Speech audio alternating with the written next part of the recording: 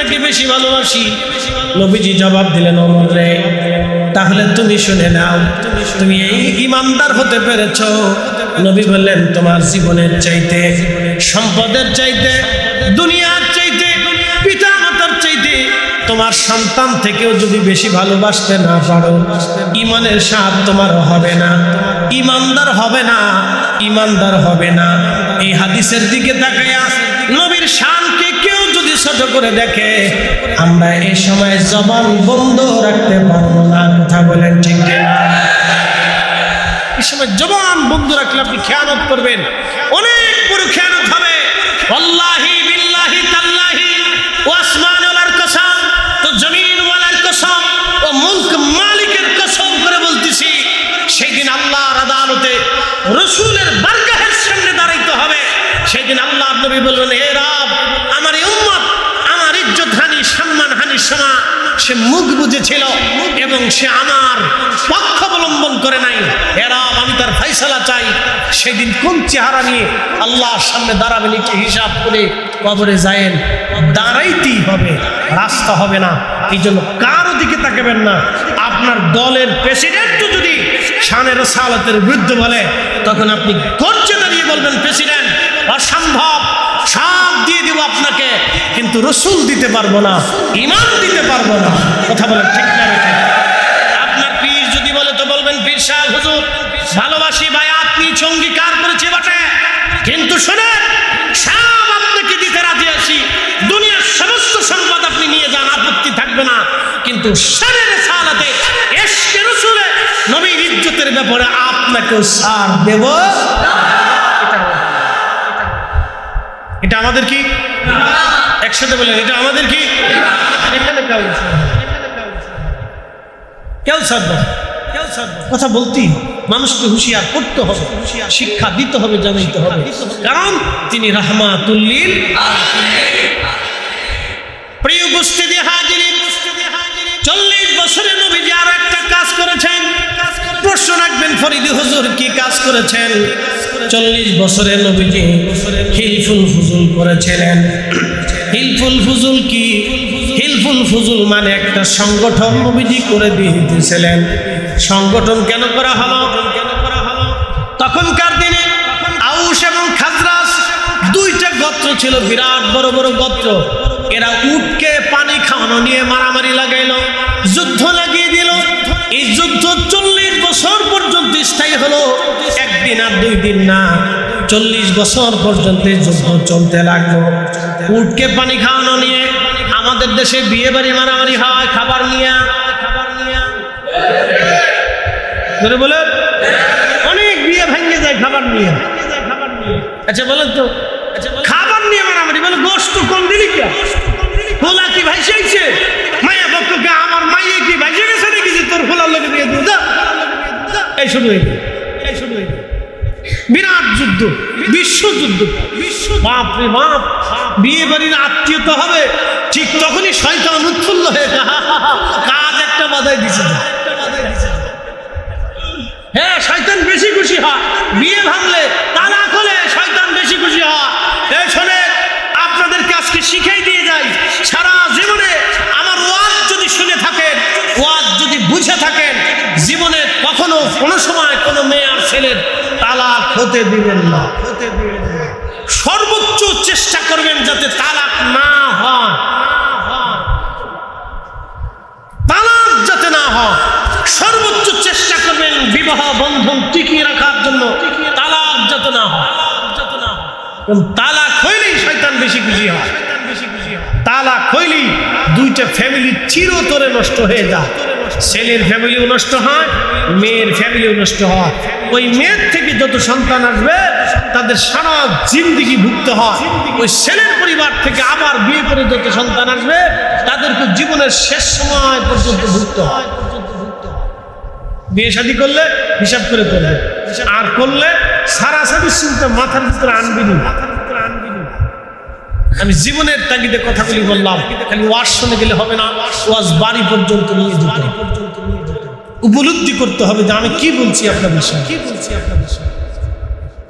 প্রিয় উপস্থিতি হাজিরিন, আউস এবং খাজরাজ গোত্রের যুদ্ধ হলো, মক্কাতে বিভিন্ন গোত্রে গোত্রে যুদ্ধ ছিল। যে নবীজি চিন্তা করলেন এই যুদ্ধ বন্ধ করা লাগবে। যুদ্ধ বন্ধ করার জন্য নবীজি সংগঠন করলেন। এই সংগঠনের নাম হিলফুল ফুজুল। এই সংগঠনের কাজ ছিল গরিব মানুষের ঘরে খাবার দেওয়া, অভাবীর ঘরে খাবার দেওয়া, এতিমের পাশে দাঁড়ানো, দুষ্টের পাশে দাঁড়ানো, অসহায়ের পাশে দাঁড়ানো। হিলফুল ফুজুলের কাজ ছিল গরিব মানুষের মাঝে খাবার বিতরণ করা এবং অসুস্থ মানুষকে সেবা দেওয়া, আশ্রয়হীন মানুষকে আশ্রয় দেওয়া। একবার জোরে বলা যাবে কি মারহাবা। এই কাজ আজকে খ্রিস্টানরা নিয়ে গেছে। কারা নিয়ে গেছে? দেশে দেশে দেশে দেশে মানবাধিকার অফিস ওরা করে দিচ্ছে। আমরা কি ছাতা করছি? আমরা আমির ওনারা কেউ বিয়ে করছে 30টি, কেউ বিয়ে করে 25টি। কথা কই লাভ নেই। বাংলাদেশে এই সুযোগ নেই। যারা সৌদি আরবে থাকছেন, মধ্যপ্রাচ্যে থাকছেন, তারা দেখছেন কারো বউ 25টি আছে। আচ্ছা বলেন তো, একজন মানুষ 25টি বউ দিয়ে কি করে? ও গরু না জি? হ্যাঁ, কি করে? কি 25টি বউ দিয়ে কি করে? আপনার কি মন বলে সে হক আদায় করতে পারে? হ্যাঁ, জীবনও তো একমাত্র পৃথিবীতে একজন সুপুরুষ ছিল, তিনি হযরত সাইয়্যিদুনা সুলাইমান আলাইহিস সালাম। 1000 স্ত্রী ছিল। যেমনি সুবহানাল্লাহ কইতেছেন, মনে হয় আপনারও আছে, চিন্তা ভাবনা করছেন। জোরে করলো সুবহানাল্লাহ। ফরিদি সাহেব আজগুবি বলে না, ইমাম ইবনে কাসির আল বাদায়াতে 1000 স্ত্রী ছিল, দাসীবাদী সহ। ওনার 100 স্ত্রীর সাথে এক রাতে 100 জন স্ত্রীর সাথে সময় দিয়েছে। জোরে কম, জোরে জোরে জোরে না হয় না, আরো জোরে কম। দুর্বল মেরেন না, মনে সাহস রাখো, জোরে বলেন আল্লাহু আকবার। কত স্ত্রী? 100 জন বিবির সাথে এক রাতে সময় দিয়েছে। সহিহ বুখারী হাদিস কিতাবুল আম্বিয়াতে আসছে। আমি বানাই না, গল্প বলতেছি না। আল্লাহর মেহবুব নিজে বলেছে 100 স্ত্রীর সাথে সময় দিয়েছে। সুপুরুষ ছিলেন। নবীজি বললেন সুপুরুষ ছিলেন, একটা বেড়া ছিলেন। 100 স্ত্রীর সাথে এক রাতে সময় দিয়েছেন। এখন আপনাকে যদি জিজ্ঞেস করি 12 ঘন্টার রাত এবার ভাগ করেন, 100 জনকে কিভাবে ভাগ করবেন? আপনি ভাগ করবেন। এটা মুজেজা, একসাথে বলেন এটা কি? জোরে বলেন এটা কি? মুজেজা। নবীদের সাথে কোন ব্যক্তির তুলনা দিলে এটা বড় বেমানান হবে, বেঈমানি হবে, নাফরমানি হবে। কথা বলেন ঠিক না বেটা? আমার নবীজির স্ত্রী, আমাদের মা কয়জন ছিল? 11 জন। একসাথে বলবেন না মারহাবা। কতজন ছিল? 11 জন মা ছিল আমাদের। কতজন মা? 11 জন মা ছিল। আমাদের আম্মা ছিলেন 11। আমি আমার মসজিদে, হাউজিং মসজিদে একদিন দাঁড়া বললাম, ভাইরে আপনারা তো অনেকেই রসুলকে নিজেদের মতো ভাবেন, তা আমার নবীজির 11 জন স্ত্রী, আমাদের 11 জন আম্মা ছিলেন, তা আপনারা যদি সম্ভব হয় তো 11 জন স্ত্রী গ্রহণ করে 6 মাস পরে যদি বুড়িগঙ্গার পানির ভিতরে না শুকাইছে, তো আমি গরিবাদ দিয়ে চুরি করব।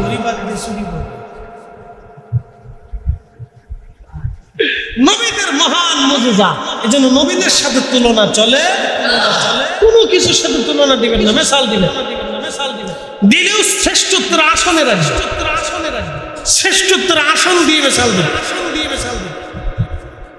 প্রিয় উপস্থিতি হাজিরিন, অনেকগুলি কথা বললাম। হিলফুল ফুজুল নবী করলেন, এই সংগঠনটা করে নবীজি আত্মমানবতার সেবা করলেন। আমাদের যুবকদের কাজ কি ছিল? আমাদের তরুণদের কাজ ছিল এইভাবে আত্মমানবতার সেবা করা, গরিব দুঃখীদের করে খাবার দেওয়া, অসুস্থ মানুষের সেবা দেওয়া। কিন্তু বড় আফসোস, আমরা কি কতটা অসুবিধার ভিতরে আছি বাংলাদেশে। দেখেন, আমাদের একটা মাত্র পিজি হাসপাতাল, বাংলাদেশের যতগুলি জেলা সদর হসপিটাল আছে দেখেন, সবকটা জেলা সদর হসপিটালগুলি একবারে নোংরা, পচা। কি আসতে কমতে করে বলেন যে পরিষ্কার করার জন্য কি সরকার বরাদ্দ করে না? অবশ্যই করে। পরিষ্কার করে না কারা? দিছে, তারা দায়িত্ব পালন করে না।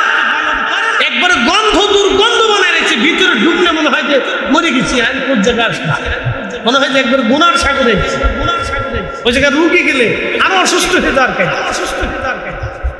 কি আশ্চর্য! আপনি চিন্তা করেছেন কি অবস্থা আমাদের দেশে? কি করবেন, কি বলবেন, কাকে বলবেন, কবে পরিবর্তন হবে আমরা জানি না। তো আল্লাহ যেন এমন শাসক আমাদেরকে দেন যারা মানুষের জন্য কাজ করে। জোরে বলেন আমিন।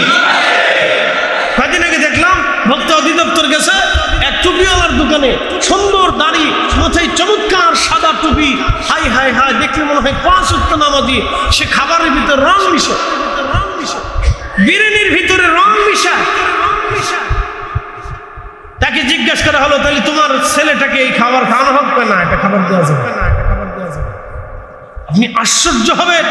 অথচ আপনি ভাবেন যাদের মাথায় টুপি নেই, যারা খাওয়ার আগে মদ খায়, খাওয়ার পরে মদ খায়, ইউরোপিয়ান জাতিদের দেখেন, ওরা খাবারে ভেজাল দেয় না, পানিতে ভেজাল দেয় না, মিথ্যা কথা বলে না, মিথ্যা মামলা দেয় না, মিথ্যা সাক্ষ্য দেয় না। আমাদের দেশে মামলা মোকদ্দমা হলে চেয়ারম্যান সাহেব বসে রয়েছে, এই মিথ্যা মামলা, মিথ্যা সাক্ষ্য আদালতে যাইয়া টুপি মাথায় দিয়ে সাক্ষীর জন্য দাঁড়াইছে। মুরব্বীর বয়স 80 বছর, কাকা কি জন্য যাইছেন? সাক্ষী দিতে আইছি। বলে কি সাক্ষী? মারামারি হয়েছিল, ছিলেন ওই সময়? না, ছিলাম না, সাক্ষী দিতে আইছি।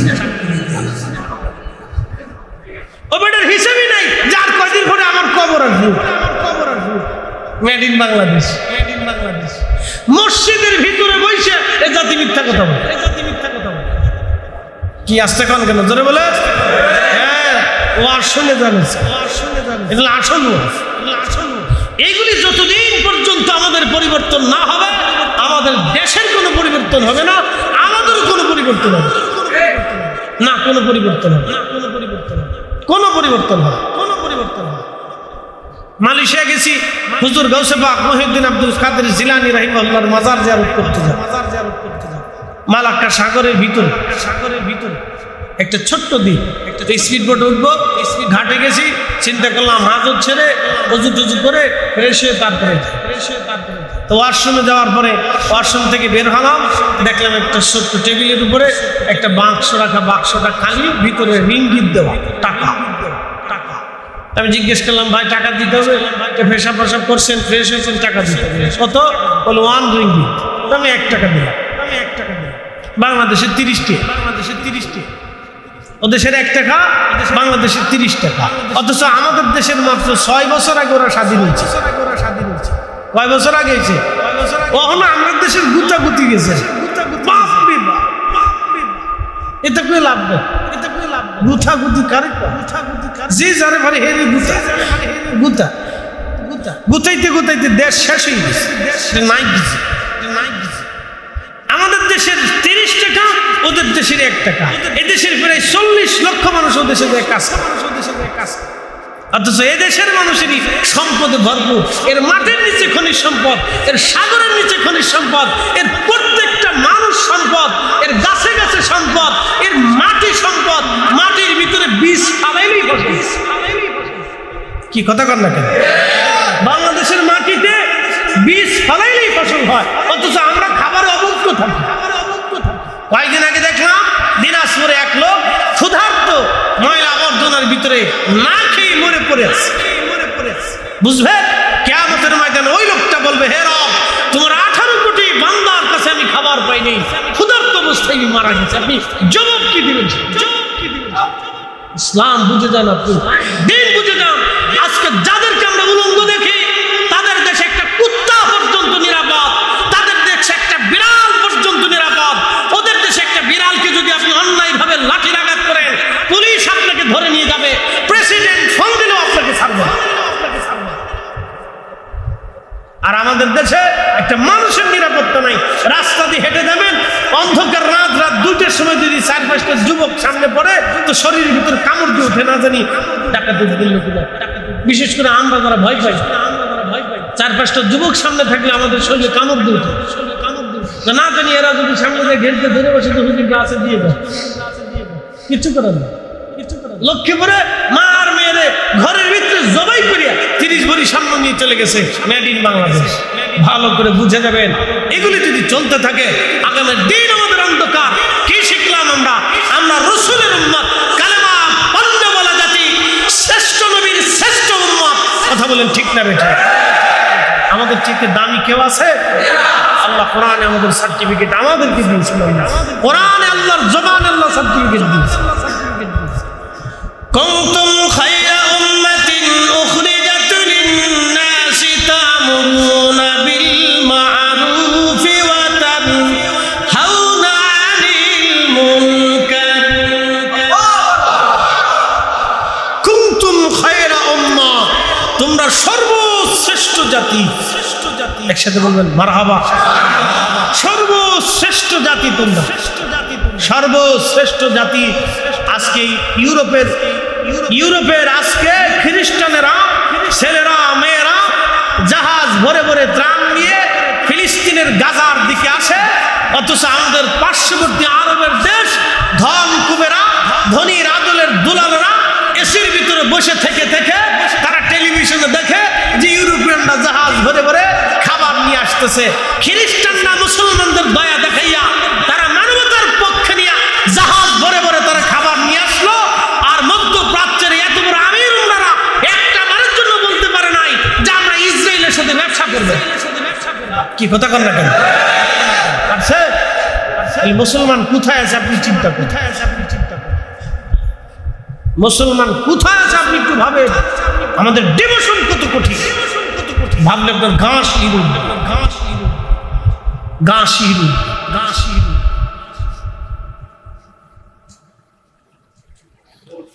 কুনতুম খায়রা উম্মাতিন উখরিজাত লিন-নাসি তা'মুরুনা বিল মা'রুফি ওয়া তানহাউনা 'আনিল মুনকার। রব্বুল আলামিন মহাগ্রন্থ পবিত্র কোরআনের ভাষায় আমার আল্লাহ বলে দিলেন, তোমরা শ্রেষ্ঠ জাতি। শ্রেষ্ঠত্ব তোমাদেরকে দিলাম। দুনিয়াতে তোমরা দুইটা কাজ করবা। তা'মুরুনা বিল মা'রুফ, মানুষদেরকে ভালো কাজের দিকে দাওয়াত দেবা। ওয়া তানহাউনা 'আনিল মুনকার, খারাপ কাজ থেকে তোমরা ফেরাবা। আমাদের সবার দায়িত্ব মানুষদেরকে ভালো কাজের দিকে দাওয়াত দেওয়া।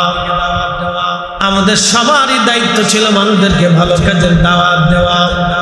আল্লাহর নবী বললেন, তোমার কারণে যদি একজন বান্দা নামাজি হয়, যতদিন পর্যন্ত সে নামাজ পড়বে ততদিন পর্যন্ত আমার রব আমার আল্লাহ ওই বান্দার আমল নামায় নামাজের নেকি লিখতে থাকবে। জোরে বলেন সুবহানাল্লাহ।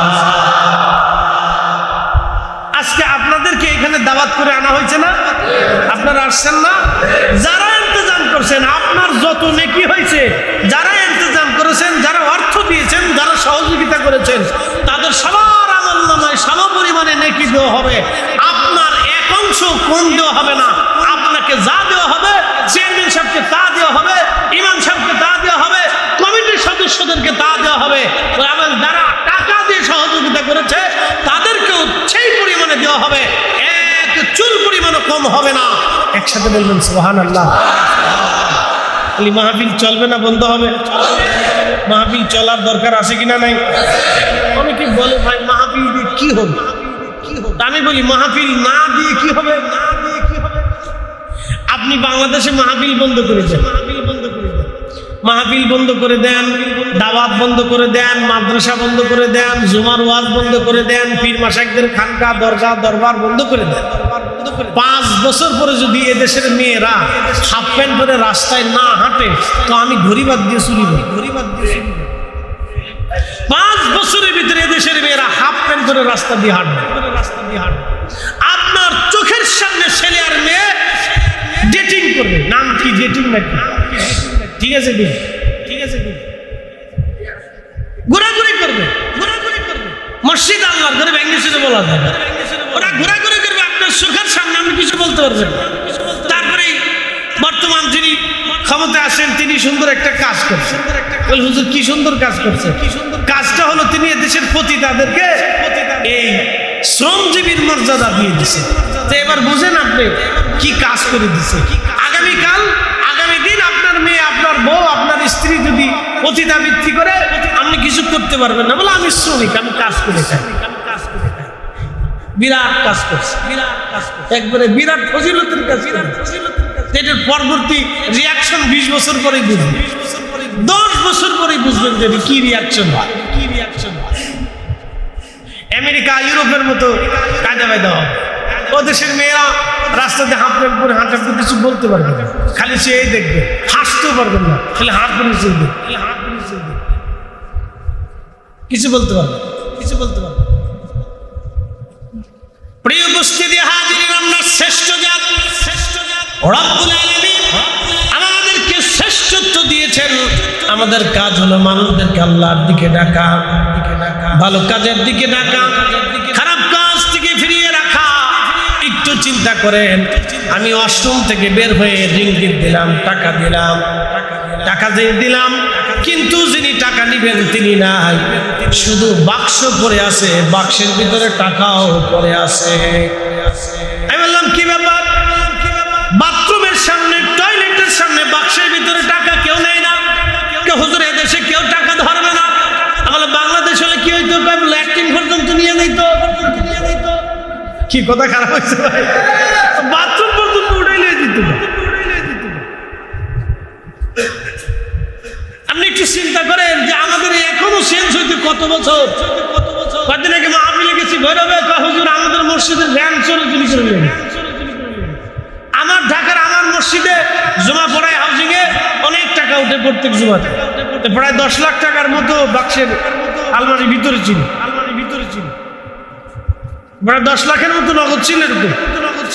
তালা কাইটে, জানালা কাইটে, তালা কাইটে, 3 তালা কাইটে চোরে টাকা নিয়ে গেছে। মতল্লি সাহেব বলতেছে হুজুর একটু দোয়া করে চোরে যাতে টাকা ফেরত দেয়। আমার যেই চোরে মসজিদের জানালা কাটছে, যেই চোরে আলমারি 3 তালা কাইটে মসজিদের টাকা নিছে, আমার দোয়ায় ও জিন্দেগিতে টাকা ফেরত দেবে। Made in Bangladesh. হ্যাঁ, এই মসজিদ তো লই গেছে। আচ্ছা বলেন তো, দান বাক্স কেটে যে টাকা দিল, কুত্তায় লইছে? তো কেটাই লিছে? হ্যাঁ, হিন্দুরা এসে নিছে। হিন্দুরা চুরি টুরি করে না, এরা পয়সা লাগে, ব্যবসা করে, চাকরি করে না ব্যবসা করে, ওরা কাজ বাজ করে। দেখবেন ওরা ব্যবসা করে না কাজ করে। ওদের ছেলেরা যেটার মেধা ভালো এটার লেখাপড়ায় দেয়, আর যেটা মেধা খারাপ এটার ব্যবসা লাগে দেয়, কাজ করে যায়। আর আমরা হয়েছিল ভিন্ন সিস্টেম। খালি ঘুরে ঘুরে খায়, কয়েকদিন পর বাপের হোটেলে খায়, পরে একটা মোটরসাইকেল কিনে দেয়। কালকে খবরে দেখলাম এক ছেলে জুয়া খেলে, জুয়ার টাকা বাবা মা দেয় নাই, দিয়ে বৃদ্ধ মারে মাইরে ঘরের ভিতরে কবর দিয়ে। হাই, আপনি আগামীর দিনগুলি আমাদের জন্য বিভীষিত আসবে যদি এখনই সতর্ক না হয়। কথা বলেন ঠিক না? এখনই সতর্ক হতে হবে। আর এদেশে আমরা কিছু হুজুর আছি, এই দেখে তার উদ্দেশ্যে মিলাদ বন্ধ করে। কে মিলাদে আপনারা কামড়াইছিল? হ্যাঁ, মিলাদ বন্ধ করতে হবে, দোয়া বন্ধ করো। দোয়া কি তোমার কামড়াইছে নাকি? এগুলি করতে হবে কেন? যা বন্ধ করার দরকার আমরা তা বন্ধ করতে পারি। আমাদের বন্ধ করার দরকার ছিল যেই বেটা এদেশে ইয়াবার ব্যবসা করে, গাঁজার ব্যবসা করে, নেশার ব্যবসা করে, ওরে ধৈর্য ওর বাড়ি পর্যন্ত আগুন দিয়ে পোড়াই দেওয়ার দরকার। আমাদের দরকার ছিল, আমরা তা পারি নিয়ে করি উল্টোটা। যেটা করলে মানুষ আল্লাহর দিকে আসবে আমরা সেটা বন্ধ করতেছি। কোরআন খতমটা বন্ধ করতেছি। এটার জন্য আল্লাহ আমরা পাঠাইছিল। আল্লাহ আমাদেরকে পাঠিয়েছিল এই জমিনে অন্যায় বিচার বন্ধ করার জন্য। প্রত্যেক গ্রামের 68,000 বাংলাদেশের গ্রামে ঠিক মতো ন্যায় বিচার হয় না। স্বজন প্রীতি, চোখ দেখা, টাকা দিয়া, দল দেখা, মান দেখে বিচার। চেয়ারম্যান সাহেব এখানে বসে আছে, ওনারা মাঝে মধ্যে নিরুপায় হয়ে, ওনাদের দোষ দিলাম, আমরাও নিরুপায় হয়ে গেছে। কিছু করার থাকে না, কিচ্ছু করার থাকে না। এই অবস্থা। আমাদের কাজ কি দোয়া বন্ধ করা? দোয়া বন্ধ করার জন্য আল্লাহ আমরা পাঠাইছেন। যে কাজের জন্য পাঠাইছিল আমরা সেই কাজ করিনি, কুসুমটা। আর এক দল আছে বুকের উপরে হাত বাঁধতেই হবে, হেতে এমন ভাব নিয়েছে এটাই সহি, মাছ বাকি যা আছে সব জয়ীব, আল হাদিস, সব বেদাত, আলে হাদিসরাই সহি, তারা সহি হাদিসের কথা বলে তারাই সহি, আর যা আছে সব বেদাত। পুরো সূরা কোথাকার? 1000 বছর আগে বাংলাদেশ ইসলাম এসেছে, 1300 বছর আগে বাইজিদ বুস্তামি রাহিমাহুল্লাহ ইসলাম এনেছেন, তার আগে সাদ বিন আবি ওয়াক্কাস রাদিয়াল্লাহু আনহু দেশ ইসলাম এনেছেন, 360 জন আল্লাহর ওলি দেশ ইসলাম এনেছেন, কুতুবউদ্দিন কাকি এনেছেন, নিজামউদ্দিন আউলিয়া এনেছেন, খাজা বাবা আজমিরি এনেছেন, মুজাদ্দিদ আল ফাসানি সিরহিন্দি এনেছেন, শেখ আব্দুল হক মুহাদ্দিস দেহলভী এনেছেন, শাহ ওয়ালিউল্লাহ মুহাদ্দিস দেহলভী এনেছেন, আব্দুল্লাহ আকবর আবাদি এনেছেন, শেখ আদম বিন নুরি রাহিমাহুল্লাহ এনেছেন, অসংখ্য ওলিরা দেশে ইসলাম এনেছেন। তারা যদি বুকের উপরে হাত বাঁধত তাহলে ভারত উপমহাদেশের 75 কোটি মুসলমান বুকের উপরে হাত বাঁধত। তারা নাভির নিচে হাত বাঁধাইয়া এই উম্মতকে নবীর আসল সুন্নাত শিখাই দিয়ে গেছে। কথা বলেন ঠিক না? ওইসব মসজিদে বেজাল বলে উচিত কথার বাদ নাই, উচিত কথার বাদ নাই। যেটা বন্ধ করার দরকার ছিল আমরা সেটা বন্ধ করতে পারি নাই। আমার দেশের বহু যুবক নেশাগ্রস্ত হয়ে গেছে, কত বোনের সংসার ভেঙে গেছে তার হিসাব। ছেলে দেখতে হৃষ্টপুষ্ট, পড়াশোনা দেশে নেশা। কি আশ্চর্য! একটা নেশাখোরের সাথে একটা মেয়ে কিভাবে সংসার করবে, কিভাবে সংসার করবে আপনি নিজেও জানেন না যে আপনার বোন বিপদগ্রস্ত হয়ে গেছে, বহু নারীর সংসার নষ্ট হয়েছে। কিন্তু যেগুলি বন্ধ করার দরকার ছিল আমরা সেটা বন্ধ করতে পারি না, সেটা বন্ধ করতে পারি না। কষ্ট হতেছে আপনাদের, কষ্ট হতেছে আপনাদের। আমি কিছু সাচ্চা কথা বললাম যেগুলি আমাদের জীবনের জন্য বিশাল প্রয়োজন। 40 বছর বয়সে কোরআন শরীফ আল্লাহ আমার নবীকে দিলেন। 40 বছর বয়সে, 40 বছর আগে আল্লাহ কোরআন পাঠান নাই। কোরআনও আসে নাই, নামাজও আসে নাই, কোরআনও আসে নাই, রোজাও আসে নাই, কোরআনও আসে নাই, শরীয়তও আসে নাই, কোরআনও আসে নাই, হালাল হারামের আইনও আসে নাই। কোরআন আসে নাই, কিন্তু মিথ্যা বললে গুনাহ হবে তাও আসে নাই, ধোঁকা দিলে গুনাহ হবে তাও আসে নাই। যেহেতু কোরআন আসে নাই, শরীয়তের আইনও আসে নাই, কোরআন নাজিল হয় নাই, শরীয়তও আসে নাই। তাহলে 40 বছরে আল্লাহর নবীর কাজ কি ছিল? এবার আসল জায়গা, এই 40 বছরের নবীজির কি কাজ ছিল? এই 40 বছরের রাসূলের কাজ ছিল জীবনেও কখনো ভুলেও একটা মিথ্যা শব্দ জবান থেকে বের হয়। একসাথে বলবেন আল্লাহু আকবার। এরকম অনুপম চরিত্র, মহান আদর্শ দুনিয়াতে আর কোথাও পাবে? 40 বছরের জীবনে একটা সেকেন্ডের জন্য নবীজি কাউকে কখনো ধোঁকা দেন নাই। নবীজি ছিলেন জীবন্ত ব্যাংক, জীবন্ত ব্যাংক। বাংলাদেশ ব্যাংক থেকেও টাকা পাচার হয়ে যায়, ডাইভাম হয়ে যায়, হয় না ভাই? টেলিভিশনে মানুষ দেখবে বাংলাদেশ ব্যাংক থেকেও টাকা ডাইভাম হয়ে যায়। তো ক্ষমতাদার টাকাটা মনে কিছু নিয়ে নেই। আমার বাংলাদেশের যে ক্ষমতা আসে, ব্যাংক ব্যালেন্স আদালত তার সব হয়ে যায়। আর আমরা হয়েছি ভটপ্রিন্ট।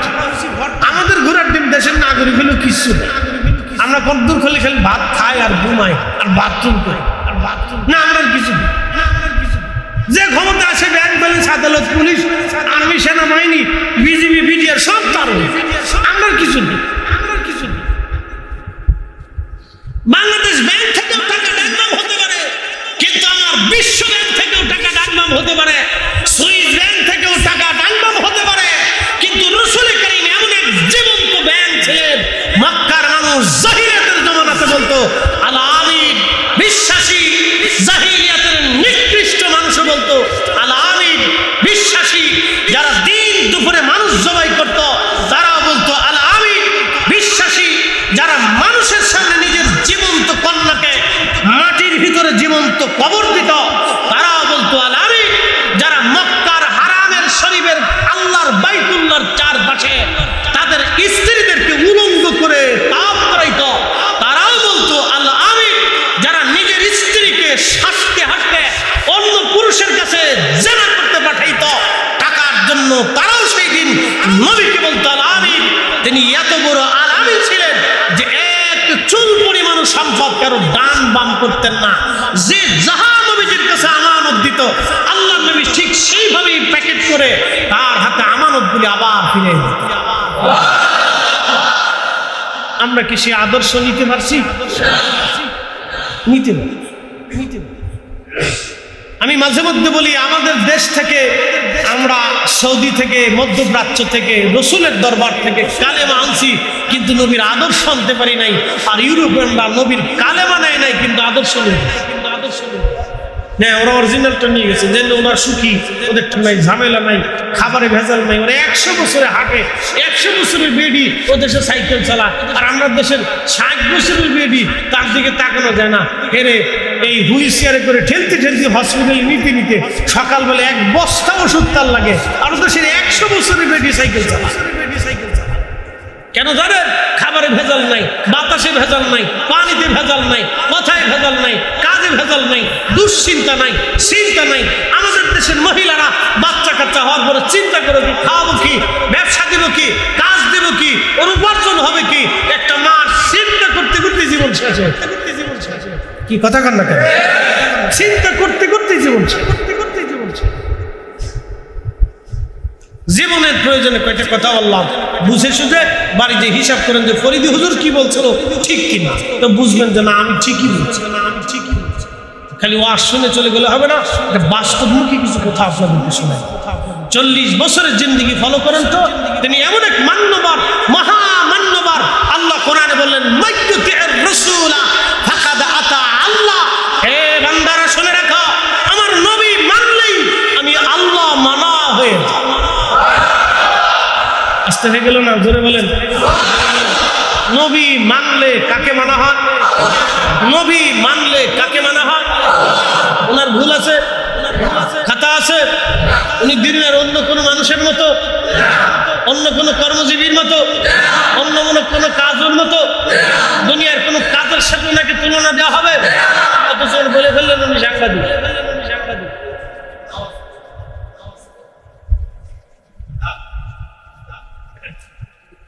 বললে আপনারা বলবেন বিরোধিতা করেন না, আমরা কারো বিরোধিতা করি। তবে রসুলের সম্মানকে হানি করলে আমরা এখানে চুপ থাকতেই পারি না। কথা বলেন ঠিক কিনা? কারো বিরোধিতা করি, আল্লাহর কসম করে বলি, কারো সাথে আমাদের দুশমনী না, কারোর সাথেই দুশমনী। কিন্তু শানের সালাতকে যদি আমার বাপও ছোট করে দেখে, এই সময় আমরা বাপকেও চিনি, আমরা বাপকেও চিনি। হিসাব সহজ করুন, হিসাব কঠিন কিছু না বাপ, একেবারে সহজ হিসাব। এই সময় পৃথিবীর কাউকে চিনবেন না। বলে হুজুর কারণ কি? লা ইউমিন, নবীজি বলছেন লা ইউমিন আহাদুকুম হাত্তা আকুনা আহাব্বা ইলাইহি মিন ওয়ালিদিহি। এই হাদিস বর্ণনার একটা সারমর্ম আপনাদেরকে শোনাই। হযরত ওমর রাসূলের দরবারে আসছে, নবী জিজ্ঞেস করলেন, ওমর তুমি আমাকে ভালোবাসো? বলে হ্যাঁ ইয়া রাসূলুল্লাহ। আপনাকে কেমন? আপনাকে আমি অবশ্যই ওমর ভালোবাসি। নবীজি বললেন, ওমর কেমন করে ভালোবাসো? বলে ইয়া রাসূলুল্লাহ, ইয়া হাবিবাল্লাহ, আমার সন্তান সন্ততি, আমার সবকিছু থেকে আপনাকে বেশি ভালোবাসি। নবী বললেন, তোমার জীবন থেকে বেশি ভালোবাসো? হযরতের ওমর তখন চিন্তা করে বললেন, না ইয়া রাসূলুল্লাহ, জীবনের থেকে বেশি আপনাকে ভালোবাসার মতো সেই এই অন্তর আমাকে সাক্ষী দিচ্ছে না। তখন রাসূল বলেন, লা ইউমিন আহাদুকুম হাত্তা আকুনা হাব্বা ইলাইহি মিন ওয়ালিদিহি ওয়া ওয়ালাদিহি ওয়ান নাসি আজমাইন। তখন হযরত ওমর রাদিয়াল্লাহু আনহু মাটির ভিতরে গড়াগড়ি করতে লাগলেন, চিৎকার মেরে মেরে কাঁদতে লাগলেন, হায় আফসোস, ওমরের জিন্দেগি বরবাদ হয়ে গেল, সেই ঈমানের স্বাদ এখনো নিতে পারল না। না আসতে হলো কেন? জোরে বলেন। সেই ঈমানের স্বাদ এখনো ওমর নিতে পারল না। এরপরে হযরত ওমর ডেকে বলেন, ইয়া রাসূলুল্লাহ, আমার অন্তর সাক্ষী দিতেছে আমার জীবনের চেয়ে আপনাকে বেশি ভালোবাসি। নবীজি জবাব দিলেন, ওমর রে, তাহলে তুমি শুনে নাও, তুমি এই ঈমানদার হতে পেরেছো। নবী বললেন, তোমার জীবনের চাইতে, সম্পদের চাইতে, দুনিয়ার চাইতে, পিতা মাতার চাইতে, তোমার সন্তান থেকেও যদি বেশি ভালোবাসতে না পারো, ঈমানের স্বাদ তোমার হবে না, ঈমানদার হবে না, ঈমানদার হবে না। এই হাদিসের দিকে তাকায়া নবীর শানকে কেউ যদি ছোট করে দেখে, আমরা এই সময় জবান বন্ধ রাখতে পারবো না। কথা বলেন ঠিক কিনা? এই সময় জবান বন্ধ রাখলে আপনি খেয়ানত করবেন, অনেক বড় খেয়ানত হবে। আল্লাহি বিল্লাহি তাল্লাহি ওয়া আসমানুল কসম,